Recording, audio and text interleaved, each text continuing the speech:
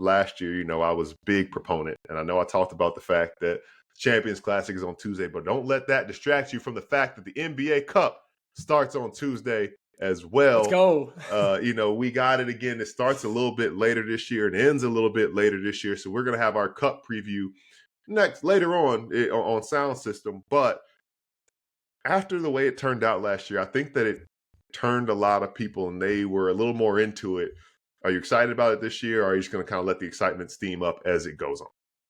No, I am excited about it this year. And for everyone that burned their eyes looking at like bright red basketball courts last year, they found a way to tone them down a little bit. Yeah. And they're really, really sharp. Like the courts are sharp. I also think that like last year there was a whole lot of like, what the hell is going on here? Like, okay, They have really bright courts and these games are supposed to mean something a little bit more, but like, what does it actually mean? And then as the tournament played out and then like they got to Vegas and like it actually kind of became a spectacle, like I think people started to kind of catch on to what was going on. I mean, I still don't think anybody will really fully understand on that last night when it's like, everyone's trying to do math problems in their head and figure out, all right, this team needs to win by that much or this team has to win by that much. Like, I don't think that anybody is really going to be able to figure that part out, but at least this year people are going to be aware of what's happening. They're going to know.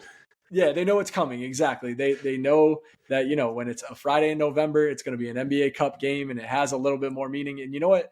I forget who it was on Starting Five on the Netflix show. Maybe it was Jimmy. I think it was Jimmy Butler. I think it was Jimmy who was like, someone asked him about it. He was like, I didn't know what was going on. I just showed up and played. I was told the games meant a little bit more. Like Anthony Edwards, I think was also like the same way. Like even the players didn't really know what was going on. They just knew that like, okay, we're supposed to turn it on a little bit more for these games. And I do think that like, even for them last year, that being a learning experience, like it should make the product this year even better because now people know what they're competing for.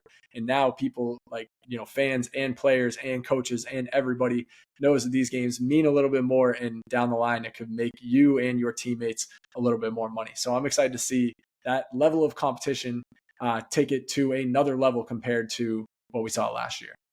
There you have it. A little bit more NBA Cup intensity. Games that would have been random games on Tuesdays and Fridays in November and December have a little extra meaning. So we will be here to talk about that and much more as the NBA season continues to roll on. As always, as I said at the top of the show, thanks everybody who subscribes to the podcast, wherever you get your podcast, and on YouTube, NBA Soundsystem Canada. If you haven't subscribed already, we would appreciate it if you do.